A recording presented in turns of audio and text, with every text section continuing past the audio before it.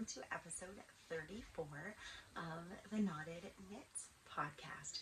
My name is Amy and this is my corner of the internet where I share what I have been working on in my fiber journey.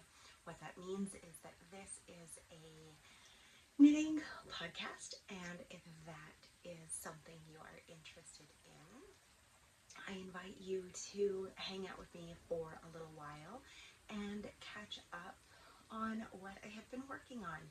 Today is November 1st. It is a very, very warm day today here in Pennsylvania. It got up to about 75 degrees, I think, which is a little unheard of. I still have windows open in my house. The heat is not on. And last night was trick or treat and I sat outside in a t-shirt and flip-flops. So it has been amazing weather, which means I've been getting some knitting time outside and I've really been enjoying what I have been working on. So I want to go ahead and chat with you guys about those projects. For the most current view of what I am working on, you can find me on Instagram as the_knotted_knitter, and I am on Ravelry, and I actually took time this week to update some of my project pages which were severely lacking. I am on Ravelry with the username Amy's Knotted Knits and still trying to get YouTube, Instagram, and Ravelry all synced under one username to make things more copacetic, but that is not quite working in my favor. Show notes can be found in the description box below. Like I said, my Ravelry project pages are updated, so that will make it much easier for you guys who want to check those out. But if you do have any questions, I would like to encourage you to ask them in the comments below and let me know what you're working on this episode, and yeah, just say hi. I have two projects that I have finished over the past week. The first one shouldn't be much of a surprise because I finished my Musselburg Hat. This is my Scrappy Halloween Musselburg that I knit for the 2024 Musselburg Make-Along that Sue hosts on Instagram. And the pattern is designed by Isolde Teague, and it is a pattern that many of you are familiar with. It is the folded over hat, the 2-in-1. So I have one side that is bright neons and I have the other side that is a solid black color. I went on and on last episode about how I liked the recent and up-to-date version that has the 4-point crown, just because of how nice it looks. And I knit this hat just a little bit different. So I did follow the stitch count for an adult medium, but what I did was a modified Musselburg, is what we'll say. So I cast my hat on and I decreased. So I knit, I think,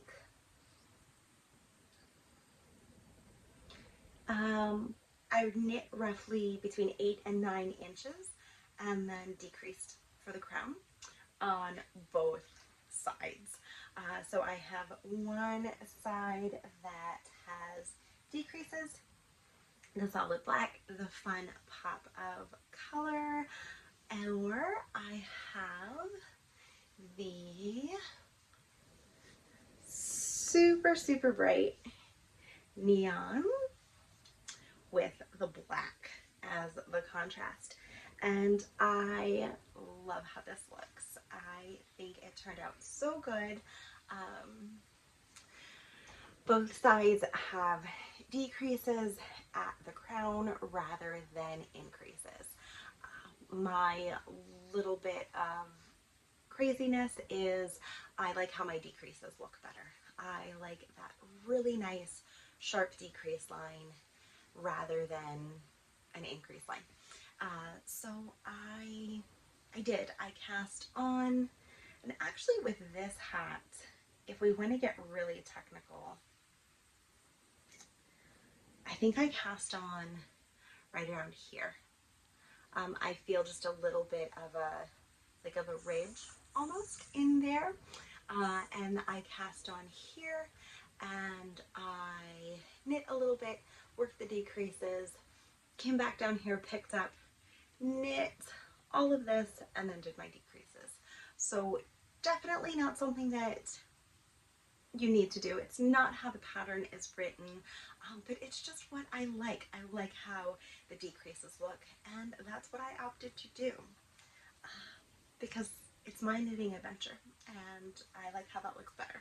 This was my second Musselburg hat for the Make Along. It ended yesterday at midnight, so it closed on October 31st at midnight. Everything wrapped up. I got both of my hats done.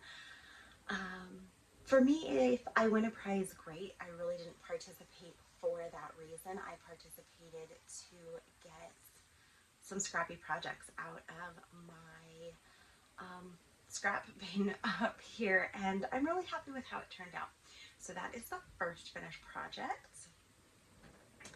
And the second finished project, I'm saying it's done, but I do need to knit quite a bit of I-cord, and I have some ends to weave in. But I finished a majority of the knitting on my Alchemist Slipover, which is the test knit that I have been working on for Wool and Pine Designs. The pattern will be released next week. I believe it's November 8th that this is going to be released.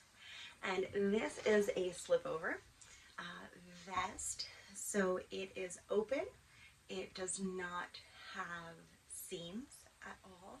I have I-cord pieces that I need to knit to close the slipover. But let's put it on. And I've actually not tried this on since I finished the knitting. And last episode I was talking about how open the V of this was, and I think it looks pretty good. I just have a t-shirt underneath it, but you can see all of the knitting has closed everything up. There is a slip stitch design that runs over the seams, and it will be cinched with the I-cord here at the sides. So I do still need to block this. It's not been blocked.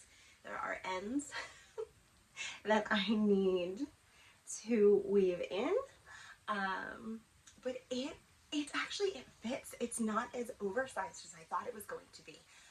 Originally I thought this was going to be quite big, and this is the first time I've actually slipped it on, which now seeing it actually on, I'm a little more motivated now to get that I-cord knit so I can wear it.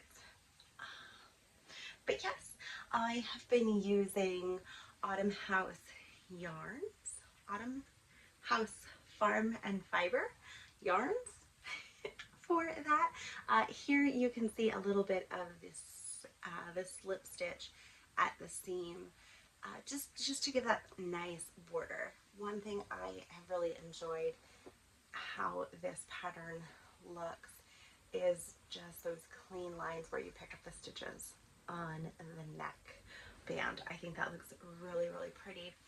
So yeah, this, like I said, I'm calling this a finished object.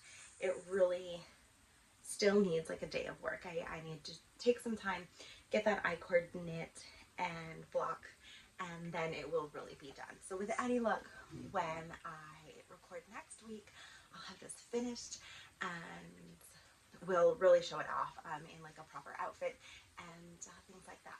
But yeah, counting this as done. Also, the pile of my making is getting a little big downstairs, so that's one of the other reasons I wanted to podcast today, was to kind of clean my things up. I have two other projects on the needles.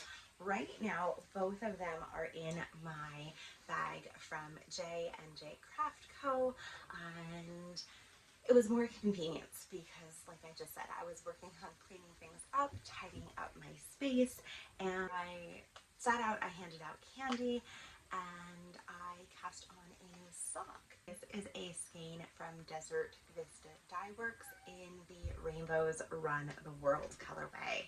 This is a skein that was dyed based off of inspiration from the women's dresses during the 2020 election, if I remember correctly.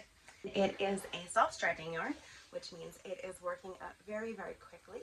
And I have half a sock done. I'm actually working on the heel flap now. I just started that last night. I am working this sock on US 0 9-inch circular needles. I did a 2x2 cuff for 20 rows, and then I think I have roughly 60 rows for the leg. I like the little bit of yellow and at the top, and then that's where I stopped to knit my heel. Now I am knitting my heel from the inside of the ball, and I've talked about this before, but I don't know that I've ever had like a good example. I am knitting, there we go. I am knitting the heel flap of this sock with yarn from the inside of the skein. So I am working the sock from the outside, so the yarn is coming unwound around the cake. So I didn't want to pick out a contrasting yarn. I didn't want to interrupt the self-striping sequence of the yarn. And when you knit a heel flap, if you use the main color, your stripes are going to continue down your heel flap, and then they're going to be different down your foot. And I wanted to keep that in order. So what I did is I pulled yarn right from the middle. I wound it off into a separate small ball. So I have heel flap yarn on one ball, and I have the main color here on the second. So really could use a third hand to show this better. But main color, sock, contrast is what we'll say. A scrap from the ball to work the heel flap. And yeah, I really kind of wanted to use this yarn. I've been digging in my stash for a couple of upcoming projects and looking at what I have, what I want to use, and projects that I'm planning for the end of the year. And this skein has been in my stash for 4 years. I know that because we're coming up on the election, and I wanted to get it out of my stash. I think the yarn is so pretty. I did try to destash it. Nobody was interested in it. I am fairly certain it is a skein that you can still buy from the Vista Dyeworks shop, so I'll have that linked in the notes below. But this has just been my sitting and knitting. Car rides, work lunch breaks, this is what I've been working on. The other project that I have been working on is new and exciting and a test knit, and I'm enjoying it very, very much. And the second project, I am using yarn from Dirty Water Dyeworks, and it is in the Shocking color, and I think it is a very fitting name because it is a super bright pink. It does almost look neon, and I am using a contrast color that is hand spun yarn that I've spun and I think the two colors look really good together. And I am test knitting the Grid Gambit cowl for Samantha Guerin. And I'm addicted to this project. It is such fun texture and a fun pattern that I really am looking forward to movie night tonight. We're going to rent Trapped, the new M. Night Shyamalan movie, and this is mindless enough that I can watch the suspenseful movie and work on this. The back side is just as beautiful, but this is actually a cowl.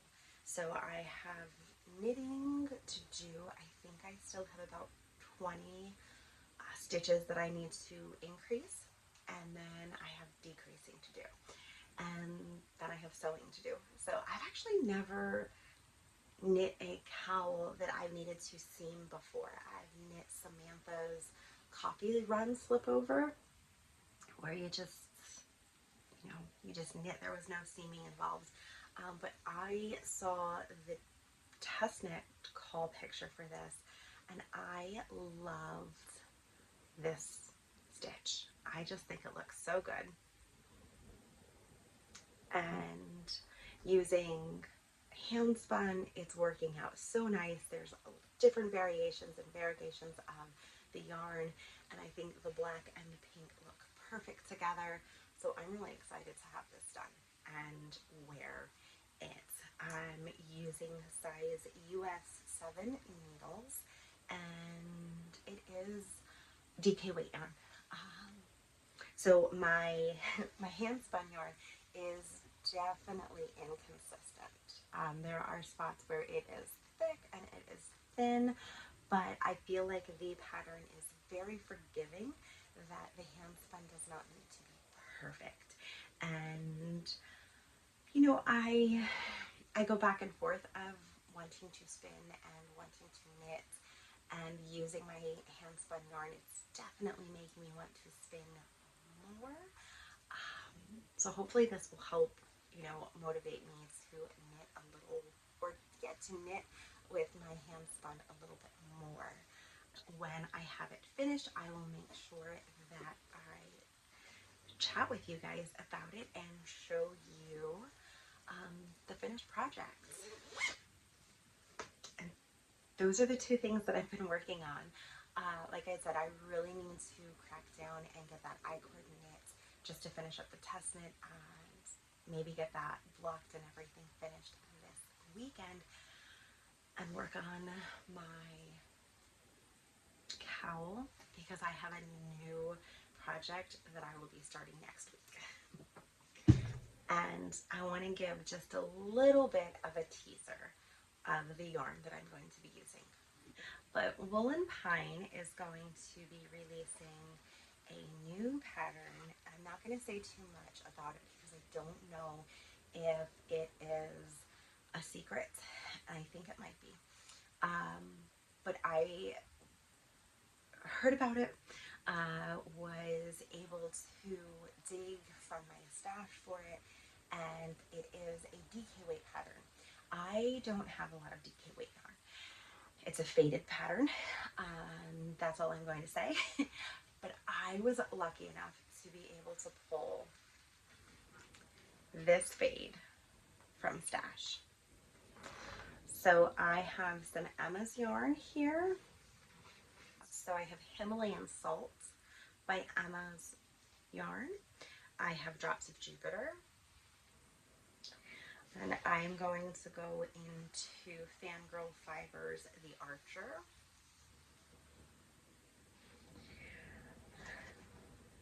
Emma's yarn, Cherry Merlot.